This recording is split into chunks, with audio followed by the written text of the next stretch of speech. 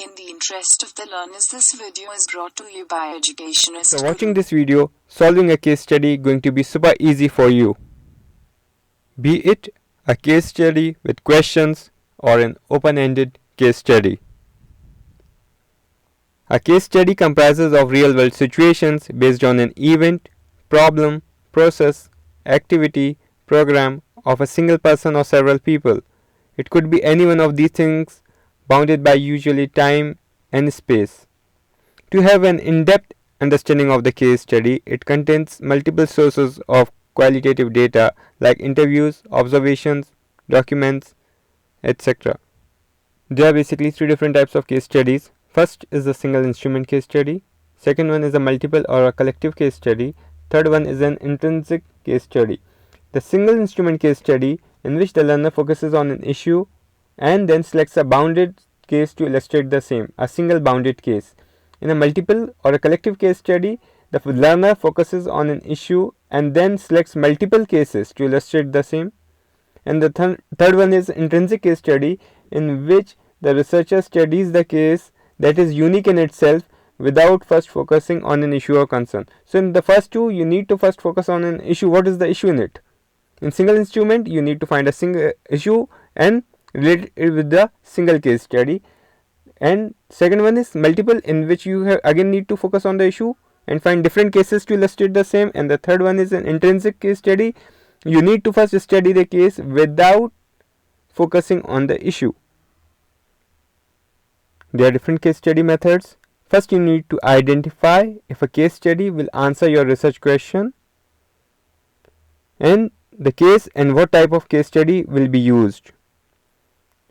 After the collecting of the data, the student will analyze the data. If a single instrument case study is to be used, data is categorized into themes and the learner do the analysis of the themes based on situational analysis. In case of a multiple or a collective case study, you need to determine common themes between all of the cases, which is called as a cross-case analysis.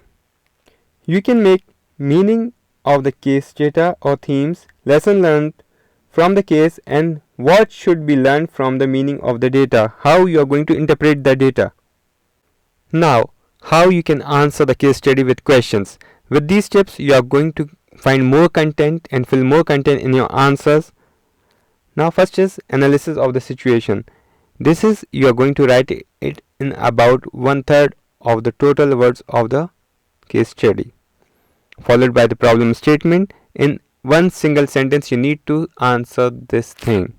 Problem statement should be of one single sentence. For an example, declining sales, increase in expenditure, followed by the data, the facts and figures, core competencies, year of establishment, annual turnover. After that, you need to write in assumptions based on different theories that you have read already. After, in the end, you need to put SWOT analysis: strength, weakness, opportunity and threats. Strength and weakness are always the internal factors, as opportunity and threats you can find it externally. What is an opportunity? Oh, the company can invest in an international market. They can invest in an local market. It's an opportunity. Whereas the threat is in governmental policies, new norms.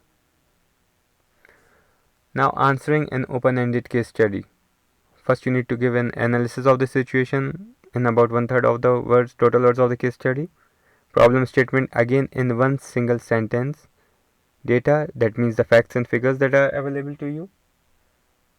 It can be anything like an year of establishment, year start, opening of a new plant. Assumptions that you are going to make based on different theories. SWOT analysis. After that, you need to give generation of the alternatives. After reading the case study, that comes in your mind, that different alternatives.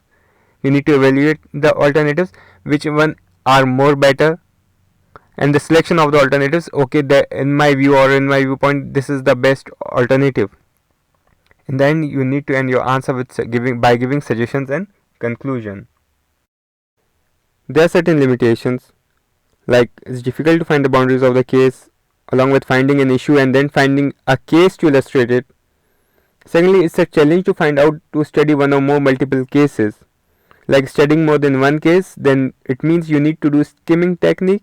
That means you can't go more in depth for each case. I hope all these tips and tricks are going to help you out in solving a case study in a much easier way. Thanks for watching the video.